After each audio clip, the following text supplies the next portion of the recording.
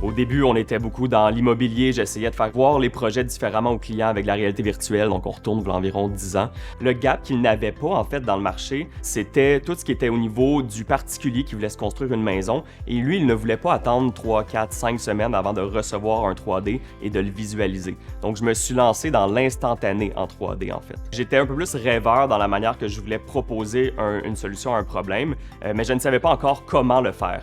Le gros wow moment qui est arrivé début 2020, un petit peu quand j'étais en mode comment je peux vraiment m'entourer des meilleures personnes, j'ai rencontré mon partenaire d'affaires, Patrick Murphy. Quand tous les gens voyaient notre produit, ils nous disaient pourquoi personne n'a pensé à ça avant. Qu'à partir de là, on s'est dit, ce n'est plus un rêve, je pense qu'on est capable de mettre quelque chose sur pied.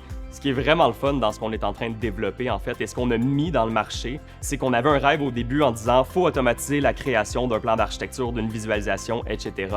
Et maintenant, avec cette technologie-là, on est capable, en un claquement de doigts, de voir tes idées en représentation 3D et en plan d'architecture.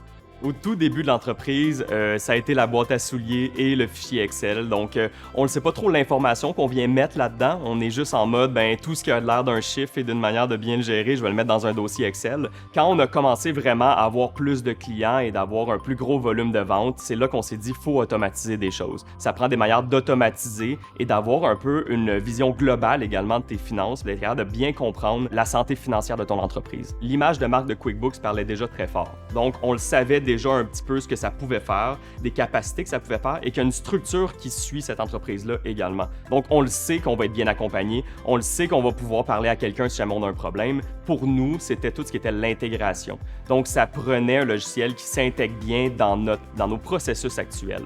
Donc, on ne voulait pas travailler en double pour faire de la connexion entre des logiciels. On voulait vraiment, en fait, être capable de bien connecter un core de la comptabilité avec les outils qui existaient déjà chez Maquette. Lorsque moi, je rentre au bureau le matin, la première chose que j'ouvre, c'est QuickBooks. D'une part, pour savoir comment la situation financière des ventes se passe et d'une autre part, quelles décisions stratégiques je peux prendre aujourd'hui en considération des données financières que j'ai sous la main. Et je pense que QuickBooks a un bel atout au niveau de leurs outils AI également qu'ils développent actuellement dans leur plateforme. On a un logiciel déjà qui compte les heures des employés, donc on est capable de voir les employés ont travaillé sur quoi, par exemple. Et nous, on a connecté ça en fait à QuickBooks pour être capable de faire de la paie automatique. On a besoin d'un logiciel qui permet de faire de la facturation automatisée et de la récurrence de facturation. Donc tout ça devait être intégré à notre logiciel comptable. En architecture, on doit comprendre les réglementations de zonage. Donc en comptabilité, on doit également comprendre les ventes, ils proviennent de où et comment on gère nos taxes. Donc QuickBooks nous permet de savoir